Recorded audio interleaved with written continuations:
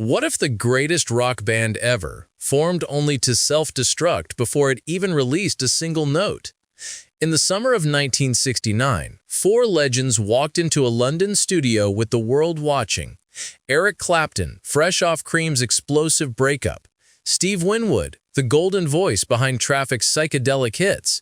Ginger Baker, the wild drummer who once threatened a journalist with a knife. And Rick Grech, the quiet violinist pulled from family to complete the puzzle. Critics called them the first true supergroup.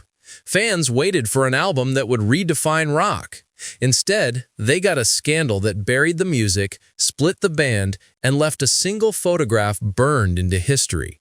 This is the story of blind faith and the innocent image that set everything on fire. 1969 was the year rock music crowned its kings and then watched them fall. Cream had collapsed under its own chaos, leaving Eric Clapton craving something quieter, something that wouldn't swallow him whole.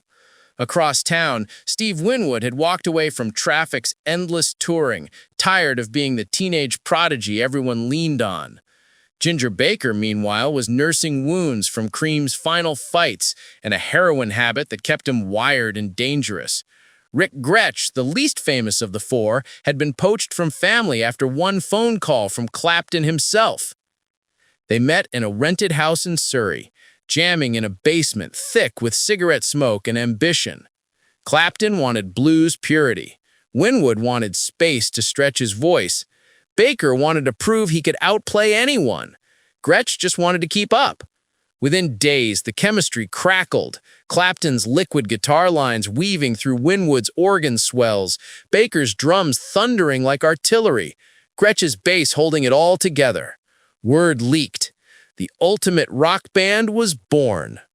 Record labels scrambled. Polydor and Atco threw blank checks. Managers predicted 1 million pre-orders. But beneath the glamour, egos were already colliding. Baker showed up late, eyes glassy, arguing over drum fills. Clapton retreated to the garden with his acoustic, avoiding eye contact. Winwood tried to mediate, but even he felt the pressure cooker heating up. They hadn't picked a name yet. They hadn't even finished a song, and the clock was ticking louder than Baker's snare. They needed an album in weeks, not months. Olympic Studios in London became their pressure chamber. Engineers rolled tape 24/7 while the four musicians chased ghosts of their old bands. Clapton laid down sparse, aching solos that sounded like prayers. Winwood sang "Can't Find My Way Home" in one take, voice cracking with exhaustion. Baker attacked the drums like he was settling scores, double kick patterns rattling the control room glass. Grech added violin flourishes that floated above the storm. 6 tracks emerged in a blur: Had to Cry Today, Presence of the Lord, Sea of Joy. No overdubs, no second guessing. The music felt alive, raw, almost holy. But they still had no name and no artwork. Eric's friend Bob Sedeman, a photographer who'd shot Janis Joplin and the Grateful Dead, got the call. "I need something that says blind faith," Clapton told him. "Pure belief, no cynicism." Sedeman wandered London with a silver-painted model airplane, hunting for the perfect face. He found 14-year-old Mariora Goshen waiting for a bus, red hair glowing in the sun. Her parents signed the release. The shoot lasted an hour. She stood topless against white, seamless paper, clutching the plane like a talisman. Sedeman swore it symbolized innocence reaching for the future. The band loved the photo on contact sheets. Winwood called it perfect. Baker laughed and said it would piss off the right people. They slapped the image on the cover. No title, no band name, just the girl and the plane. Advance copies shipped to radio stations. DJs played "Can't Find My Way Home" and raved. Pre-orders soared past 500,000. Then the first complaint hit the label's desk, and one snapshot was about to redefine everything. The uproar hit like a thunderclap. A single phone call from a record distributor in Chicago shattered the calm. "No way we're stocking this," he'd barked. "A young girl on the cover with no shirt? You've lost your minds." By lunchtime, major stores across the Midwest threatened to yank every copy from shelves. In London, a newspaper slapped the image on its front page with a screaming headline, "Rock stars push boundaries too far." Atco Records scrambled into crisis mode. They rushed a safe substitute to printers, a bland band portrait snapped in a dim hotel hallway, 4 stone-faced musicians staring at the lens. Radio stations that had spun the early single now dodged any mention of the album. Community groups flooded label offices with protest letters. One church leader in Georgia torched a pile of advance copies on the evening news, branding the band messengers of corruption. Across the Atlantic, Polydor wrapped every sleeve in plain brown paper, but curious shop assistants peeled it away the moment customers asked. The wrappers only stoked the flaves. Police in Liverpool hauled a record store clerk into court for handling inappropriate material. A politician in Parliament demanded the government block all shipments. The band watched the chaos unfold from afar, shell-shocked. Clapton later admitted it felt like stepping into someone else's nightmare. Bob Sideman stood by his work, explaining in interviews that the airplane represented hope and the girl embodied pure trust. Reviewers dismissed it as high-minded nonsense. Protesters gathered outside shops.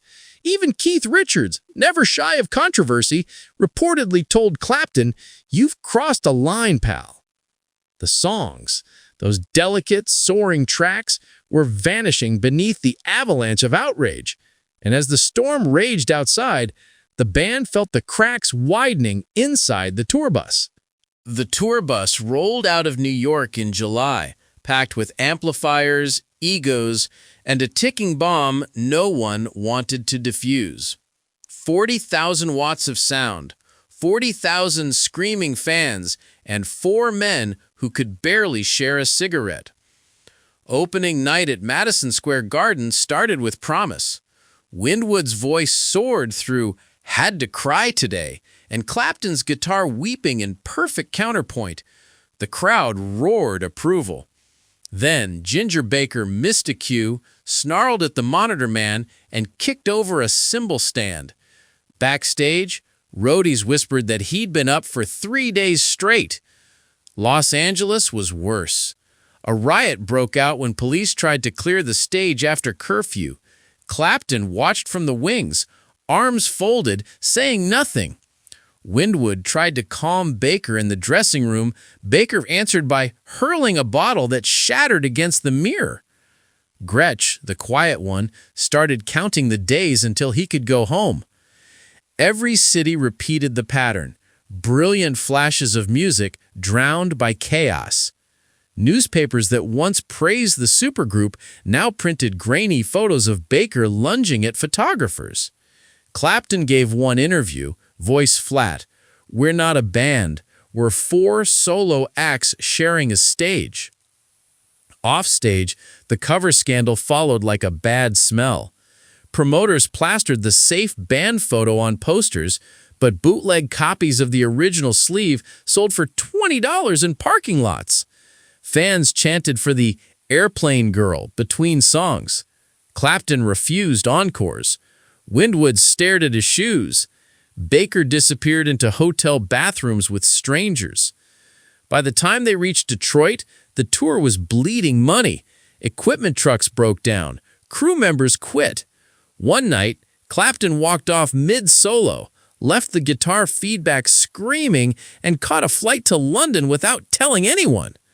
The final show in Rhode Island ended after 30 minutes when Baker collapsed behind the kit. They never played together again. Echoes of that silver airplane followed every member for decades. A ghost neither fame nor time could outrun. Mariora Goshen never asked to become rock's most debated face. At 14, she was just a schoolgirl who liked horses and hated algebra. Her mother's friend worked with the band and needed a quick favor. "Hold this toy plane," Bob Sideman told her. "Look like you're dreaming." 1 hour, 20 pounds, and a signed permission slip later, she was on the cover of an album she'd never heard. Years passed in silence. She finished school, trained as a nurse, married, had children. The record became a collector's item, but her name stayed off the credits. Then the internet arrived. In 2004, a music forum posted the original sleeve with the caption, "Who is the blind faith girl?" Within days, her phone rang non-stop. Reporters camped outside her quiet London suburb. One tabloid offered £10,000 for an exclusive. She refused every interview. Wild stories filled the vacuum. A 1998 fanzine claimed she was Ginger Baker's secret botter. Another rumor insisted she'd been paid in drugs and kept as a band mascot. None of it true. Her parents confirmed the shoot was professional, chaperoned, and over before lunch. Still, the myths stuck like gum on a shoe. By 2015, Mariora finally spoke to a small music magazine. "I was a kid doing a favor," she said. "The plane was cold. That's all I remember." She never blamed the band, but she hated the way strangers turned her into a symbol. When asked if she'd do it again, she laughed. "Not for £1,000,000. Today, original pressings with her image sell for hundreds on auction sites. She keeps one framed in her attic, turned to the wall. The silver airplane still gleams, but the girl behind it has long since flown away. And in today's sharper light, that single photograph looks less like art and more like a warning. 55 years later, the silver airplane still circles the internet like a ghost that refuses to land. In 2023, a TikTok creator stitched together the original cover with modern reaction clips. Teenagers gasping, parents covering their eyes, music historians shaking their heads. The video hit 2 million views in a weekend. Comments poured in. "This would get you canceled in 5 minutes today. Art or exploitation? Delete this from history." X, formerly Twitter, Threads erupted every anniversary. One viral post in 2024 asked, "Is owning the uncensored blind faith vinyl technically illegal now?" Replies ranged from legal experts debunking the claim to collectors bragging about their sealed copies. A poll attached to the thread showed 62% of 30,000 voters believed the cover should be permanently retired. Record labels tiptoed around reissues. A 2019 deluxe edition used the safe band photo on the front, but tucked the original inside the booklet with a disclaimer. Presented for historical context. Streaming platforms blurred the thumbnail entirely. One vinyl pressing in Japan replaced the girl with a silhouette, sparking a backlash from purists who called it erasing rock history.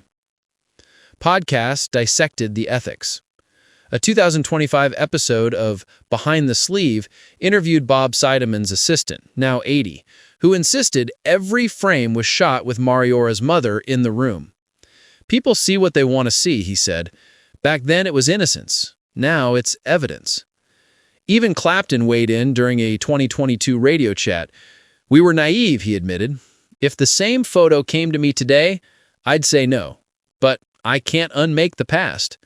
Winwood, quieter, simply called it a different time. Baker, who passed in 2019, left no comment, only old footage of him smirking at the chaos. The album itself streams steadily. Can't Find My Way Home appears on 200,000 Spotify playlists labeled Chill Classics. Most listeners never noticed the blurred icon. The music survived, the image did not. One cover's legacy proves some stains never fade, no matter how loud the songs still play. Picture four legends walking into a Surrey basement in the spring of 1969, carrying nothing but hangovers, genius, and a half-baked dream. Eric Clapton wanted escape. Steve Winwood wanted reinvention. Ginger Baker wanted war. Rick Grech wanted to belong. They gave the world 6 perfect songs and 1 catastrophic photograph. The Supergroup lasted 7 months, sold 500,000 records in a heartbeat, and vanished in a cloud of lawsuits, riots, and regret. The music still floats through coffee shops and car stereos. Can't Find My Way Home, whispering like a lullaby. Presence of the Lord, rising like stained glass. Yet every note carries the echo of a silver airplane and a 14-year-old girl who never asked to be immortal. That single image turned triumph into taboo, innocence into indictment, and a band into a cautionary tale. Today, the album streams quietly, while the cover screams silently from collector shelves. Labels blur it, historians debate it, teenagers rediscover it and flinch. The musicians scattered. Clapton to heroin and redemption, Winwood to steady craftsmanship, Ginger Baker to exile and drums, Grech to obscurity. Only the girl grew up, turned the frame to the wall, and kept flying. Blind faith proves art can outrun intention. A moment meant to capture purity froze into a mirror for every era's fears. What shocks us now shocked them then. Only the vocabulary changed. The songs endure because they speak to loss and longing. The photograph endures because it refuses to explain itself.